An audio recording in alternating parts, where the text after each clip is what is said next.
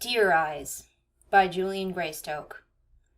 May 22nd, 2017, 9:18 a.m.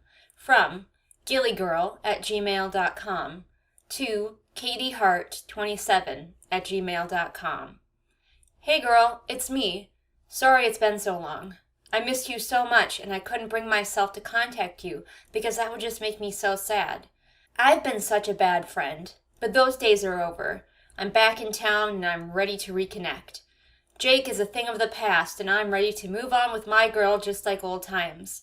I'm free this weekend and I thought it would be great if we could camp on the Cattail Lake site again, like when we were in high school. What do you say, Kaidy? Is it a date?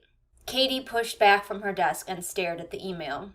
The address was the same as it had been 3 years ago. The same address she had spammed with dozens of "How are you?" and "I miss you" emails until she had assumed Gil didn't check it anymore.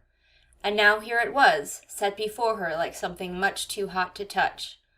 She hovered her hands above the keys, then chewed her lip and grabbed her phone from beside the keyboard. 2 thumb taps later, she opened Facebook Messenger. She poked Bonnie's picture so aggressively her nail squeaked against the screen. Katie Hart. Bon, you will never fucking guess who just emailed me. Seconds passed and Katie gnawed her lip, staring at Gil's email.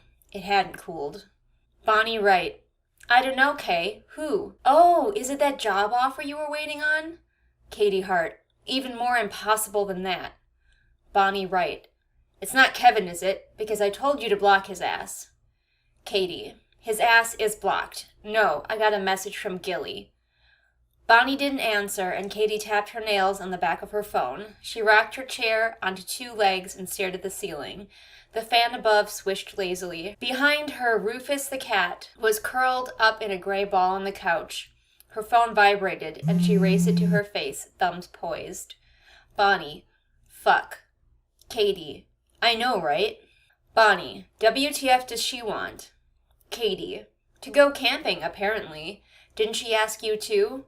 Bonnie. Nope, I'm checking my email right now. Spam filter too. That bitch didn't even drop me a hello. I guess we know who's important to her. Katie.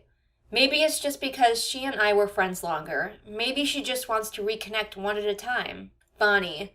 Whatever, she can do what she wants. Think she's still with fucking Jake? Katie. She says they broke up. Bonnie. At least there's that. Bonnie. So, you gonna go? Katie. Camping? Bonnie. Duh. Katie rocked back again, watching the fan rotate a few more times. The phone buzzed against her palm. Bonnie. You should. I want all the dirt. Even if that bitch can't be bothered to email me. I gotta know what she's been doing with herself since she became too good for us and moved away. Jake moved her away. Katie gnawed her lip. A flake of skin peeling free in her teeth with a satisfying tingle.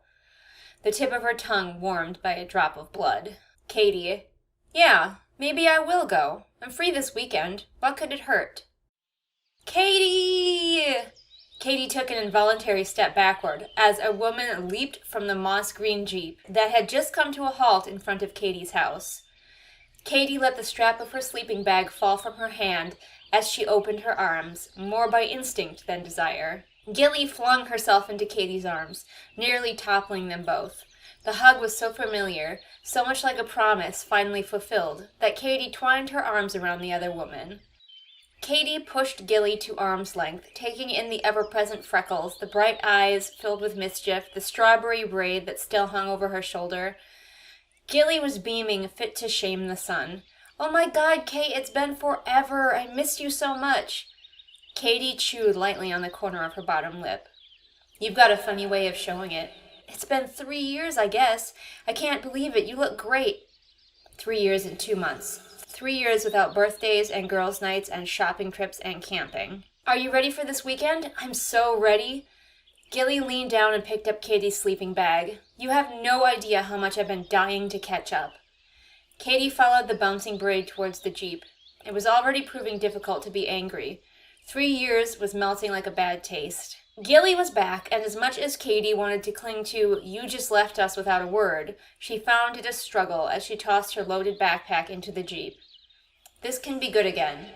It can be like she never left. Kaidy pulled the Jeep's back door closed and headed for the passenger side. Bonnie says hi. Bon Bon? Oh no, you told her I was in town?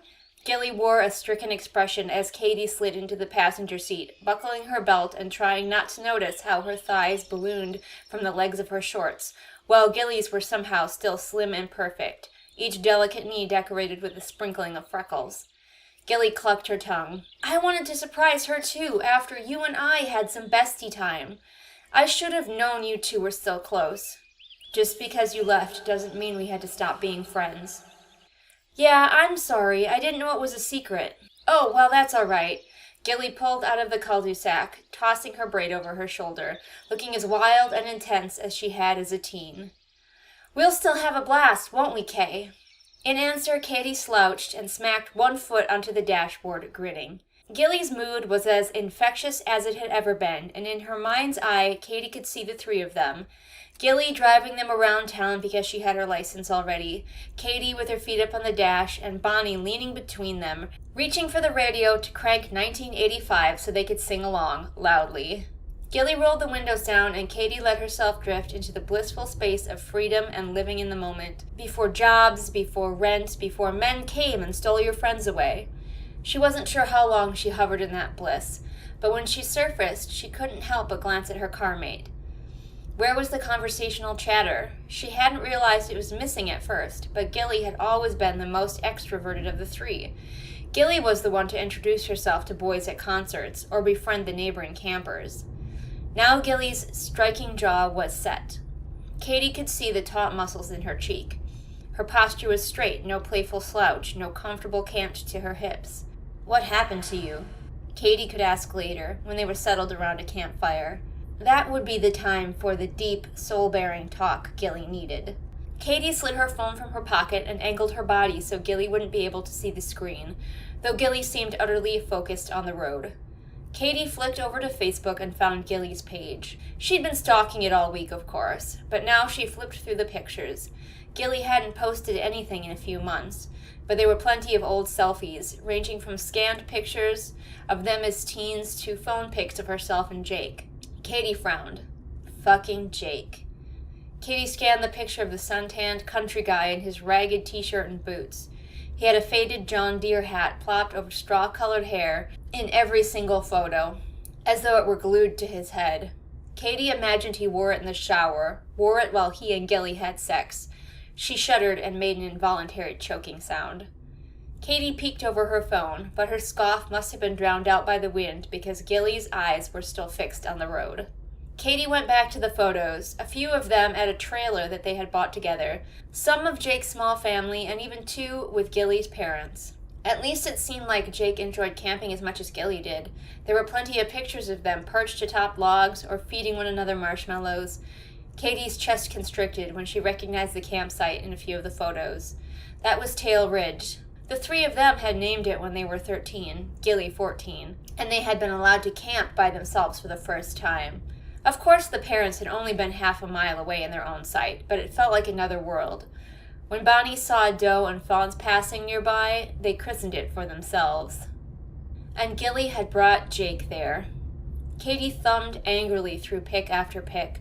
Gilly and Jake by the creek where the girls had caught frogs. Gilly and Jake holding hands in the firelight at the clearing the girls had found and claimed. Jake holding what appeared to be the skull of a deer. The picture stopped. They ran out in what seemed like the middle of a trip, dated July 2015, only half a year since Gilly ran off with Jake. There were 3 packing-to-go camping photos, but none of the return trip. She cut a sideways glance at Gilly. The couple must have had a fight. Maybe that was the beginning of their end. There hadn't even been pics of the pair taken by friends. Kaidy backed out of the photos and flicked her way down the timeline. Gilly's status update stopped around the same time as the camping trip. According to the site, Gilly was still married to Jake. Kaidy wrinkled her nose as the feed vanished under her thumb. No signal. They were officially in wooded country now. She looked up and let the cool air whip across her face as she took in the impossible green-like walls on either side of the winding road. Gilly, look, a deer! Kaidy leaned out the window and pointed to a doe standing in the deep ditch watching them pass. Katie looked back at her friend in time to see Gilly's hands tighten on the wheel and her jaw go rigid again.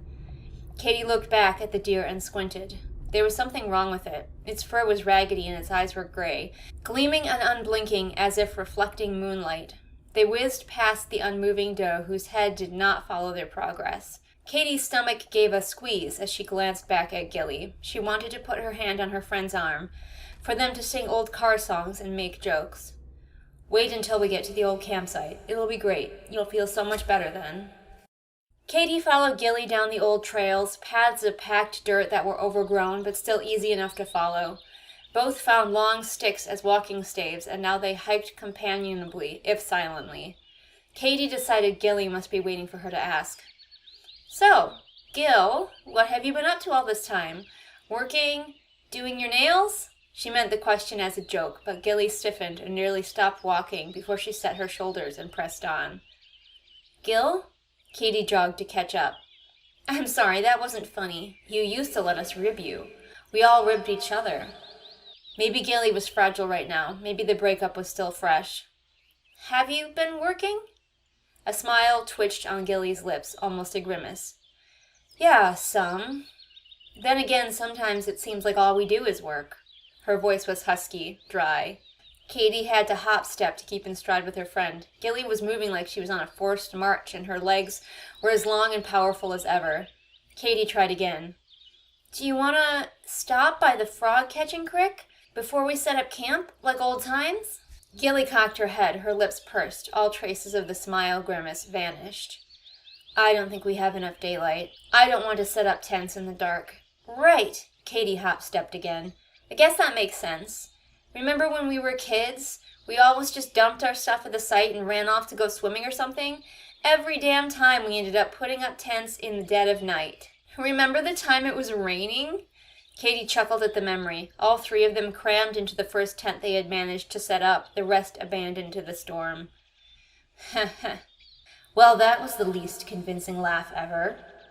What did Gilly want if not to reminisce about old times? You turned into a race walker in our last years apart, Katie huffed, trying to catch up. Where are you working now, Gil? Same old, same old. Katie chewed the inside of her lip. All right, fine. We won't talk about you, or where you've been, or what you've been doing all this time without me. Katie lowered her head and walked faster. After the girls set up their tent, they spent some time gathering wood for their fire. The smiles and camaraderie returned, slowly seeping back until they were laughing. Gilly threw a handful of last fall's dry leaves at Katie, who retaliated by ferreting out a small clutch of acorns and lobbing them inaccurately in Gilly's direction. Gilly blew dandelion fluff in Katie's face. Giggling like a kid, Katie searched around for good firewood and likely ammo, setting her sights on a hunk of bright green moss. She squinted. Not moss. Something man-made stood out against the surrounding vibrance. Katie pushed through a bank of ferns and bent to tug a hat loose from the earth, where she guessed it had spent at least one winter. She swatted it against her thigh, and clumps of loamy earth tumbled away before she held it up for examination. Huh. It was a green John Deere hat with a bent and frayed brim. Even winter wet couldn't eliminate the sweat stains that followed the band all the way around. She wrinkled her nose and turned to wave it at Gilly. Hey, Gil, check it out. This looks just like... Gilly was rigid, staring at Katie. No, staring at the hat, as though Katie were presenting her with a rattlesnake. Her lips were drawn into a tight line, and her eyes were round and shining. Gil, what's wrong? Is it... She looked down at the hat. It really was just like the one Jake had in all the pictures. Fuck, she let it fall to the ground. Gilly's eyes tracked its path until it was obscured by ferns. I'm sorry, Gil. You haven't told me anything, so I didn't know it's a touchy subject. Like I couldn't have figured that out. She didn't want to bring it up. She scolded herself. Gilly swayed, then raised a muddy hand to her face. She dragged her fingers from her eye to her jaw, leaving 2 lines of dark earth down her cheek. Her hand dropped limply to her side. Her voice was a wispy rasp. Jake wasn't good enough. He couldn't save me. Gilly's lips barely moved. Katie leaned towards her, her heart rate picking up. What? Gilly blinked, then gave her head a rigorous shake before looking back at Katie. Her expression cleared. What? Nothing. Hey, I think we have enough firewood. Let's get back before it's dark and start the hot dogs and marshmallows. Gil, come on, Kay. I brought some wine coolers too. I figured not everything had to be like old times. She winked and spun, her braid whipping as she grabbed her armload of wood and skipped back towards their camp. Kaidy gnawed the tender spot on her lip and watched her friends back for a long moment before picking up her own firewood and following. The sun set behind the trees and the forest was pulled into darkness faster than the outside world. Even with miles of forest around them, Kaidy felt insulated in their cozy camp. A wall of dark and swaying trees tucked them in. The leaves rustled and hissed while night birds began their strange songs. Kaidy sloshed her peach wine cooler absently. She peered across the fire at Gilly, who was roasting 2 hot dogs on a peeled twig. She rotated them slowly so they wouldn't burn, and little droplets of grease fell and hissed in the embers.